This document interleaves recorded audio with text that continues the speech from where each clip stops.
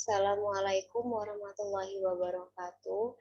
Saya Erika Olimvia Jovanka dengan NIM 2008 1030 1029. Di sini saya akan menjelaskan mengenai kemiskinan dan ketimpangan pendapatan selama pandemi COVID-19 di Kabupaten Situbondo. Nah, di sini ada 3 subbab materi yang akan saya jelaskan. Yang pertama ada teori kemiskinan dan ketimpangan pendapatan. Yang kedua, data kemiskinan dan ketimpangan pendapatan Kabupaten Situbondo selama pandemi COVID-19. Dan yang ketiga ada kebijakan-kebijakan. Nah, sebab yang pertama yaitu teori kemiskinan dan ketimpangan pendapatan. Kemiskinan sendiri merupakan kondisi di mana seseorang atau sekelompok orang ini tidak mampu memenuhi kebutuhan dasarnya, yaitu untuk mempertahankan dan mengembangkan kehidupan yang bermartabat.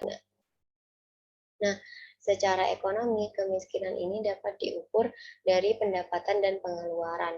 Nah, kemiskinan ini juga dapat diartikan sebagai kondisi di mana taraf hidup seseorang ini berada di bawah atau dianggap lebih rendah dari standar kemiskinan. Nah, standar kemiskinan ini biasanya disebut dengan garis kemiskinan. Ada 2 pendekatan dalam menentukan garis kemiskinan, yaitu ada pendekatan absolut dan pendekatan relatif, di mana 2 pendekatan ini berbeda.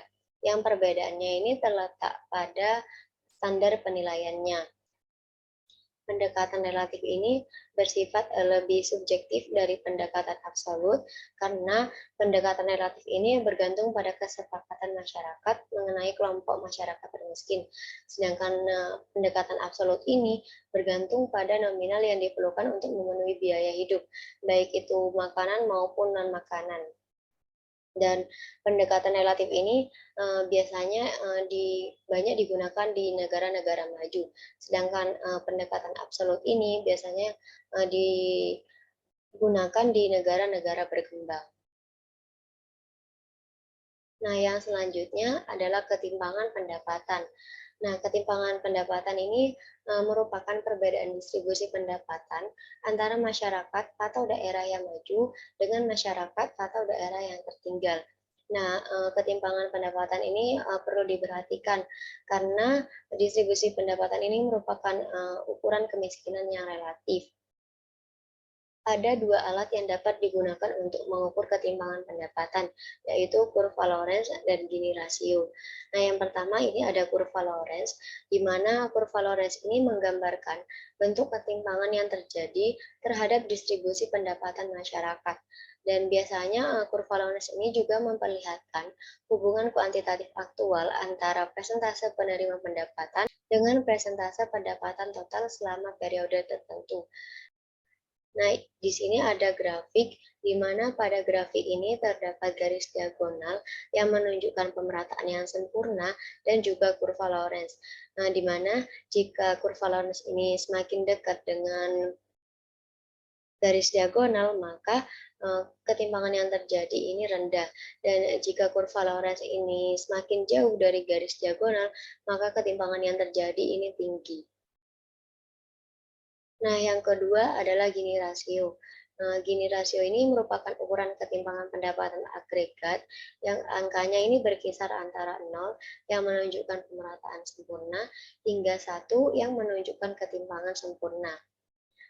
Menurut Gini, setiap kurva Lorenz ini dapat dihitung nilai angkanya yang nantinya akan disebut sebagai Gini rasio, yaitu dengan cara luas yang dibentuk dari kurva Lorenz ini nanti dibagi dengan total pendapatan.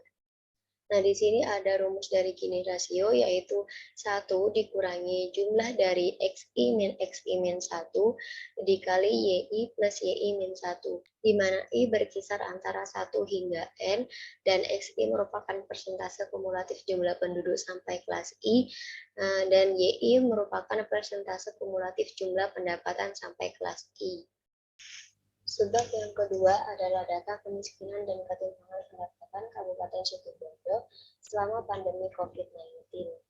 Nah, di sini ada tabel persentase penduduk miskin, di mana pada tahun 2020, Kabupaten Situbondo ini persentase penduduk miskinnya sebesar 12,2%. jiwa, dan pada tahun 2021 ini sebesar 12,63.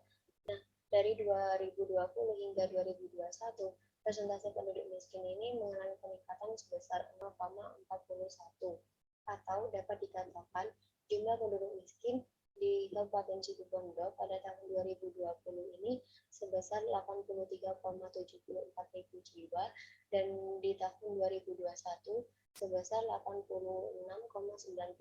ribu jiwa, atau dapat dikatakan jumlah penduduk miskin ini di Kabupaten Situbondo meningkat sebesar 3,21 ribu jiwa.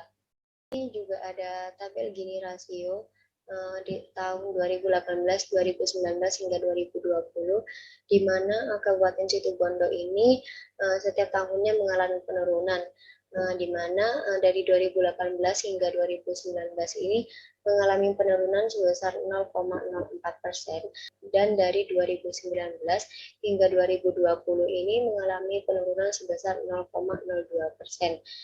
Dari data-data ini menunjukkan bahwa ketimpangan distribusi pendapatan di daerah Situbondo ini semakin tahun semakin mengalami penurunan. Nah, di sini juga ada dua artikel mengenai kemiskinan di daerah Kabupaten Situbondo, di mana Gubernur Jawa Timur, Bu Hovifah, meminta Bupati Baru Situbondo untuk mempercepat penurunan kemiskinan, di mana pada artikel ini terdapat beberapa faktor yang menyebabkan tingginya angka kemiskinan di daerah Situbondo. Dan faktor utama yaitu pandemi COVID-19, yang kedua tingginya angka pernikahan dini di daerah Situbondo. Nah, untuk mengatasi kemiskinan di daerah Kabupaten Situbondo ini, Bupati Situbondo ini dituntut untuk membuka lapangan kerja baru dan memperluas ruang-ruang sosial. Dan yang kedua ini ada artikel mengenai angka kemiskinan di Situbondo ini ditargetkan turun sebesar 0,67% hingga akhir tahun, di mana pada artikel ini Bupati Situbondo menargetkan angka kemiskinan di daerah Situbondo di akhir tahun 2021 ini harus sebesar 11,55%.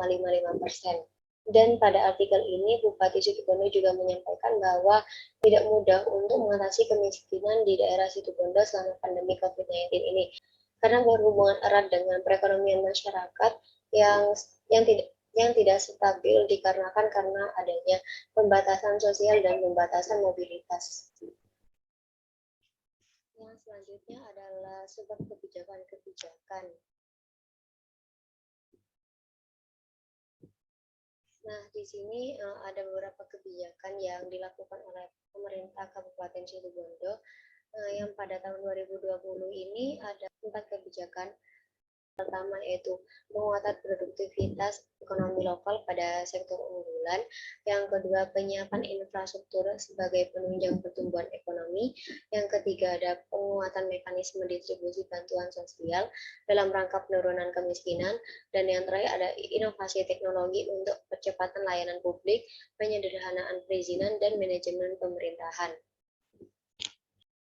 Dan kebijakan-kebijakan yang dilakukan pada tahun 2021 ini terdapat 6. Yang pertama ada harmonisasi dan sinkronisasi Raperda Ketenagakerjaan. Yang kedua, pendidikan dan pelatihan agrokompleks, perikanan, pertanian terpadu, peternakan, pengolahan produk unggulan yang melibatkan penyandang disabilitas. Yang ketiga, penerapan teknologi padat karya melalui pelatihan strategi pemasaran online. Yang keempat, pemberian bantuan permakanan untuk 397 lansia masyarakat miskin di Kecamatan Banyu Blubur, Bungatan, Asbagus, dan Arjasa. Yang kelima, verifikasi dan validasi data terpadu kesejahteraan sosial, data penerima bantuan iuran jaminan kesehatan, data penerima bantuan sembako, dan verval data PMKS. Dan yang terakhir ada pemanfaatan Big Data Kabupaten sebagai dasar perencanaan pembangunan ekonomi dan sosial kabupaten. Dari data-data yang telah saya sampaikan sebelumnya, dapat disimpulkan bahwa kebijakan-kebijakan yang telah dilakukan oleh pemerintah Kabupaten Situbondo selama pandemi COVID-19 ini dapat menurunkan nilai Gini rasio, tapi tidak dengan nilai kemiskinan. Karena angka kemiskinan di daerah Kabupaten Situbondo ini selama pandemi COVID-19 semakin meningkat dan belum memenuhi target. Mungkin itu saja yang dapat saya sampaikan. Terima kasih. Wassalamualaikum warahmatullahi wabarakatuh.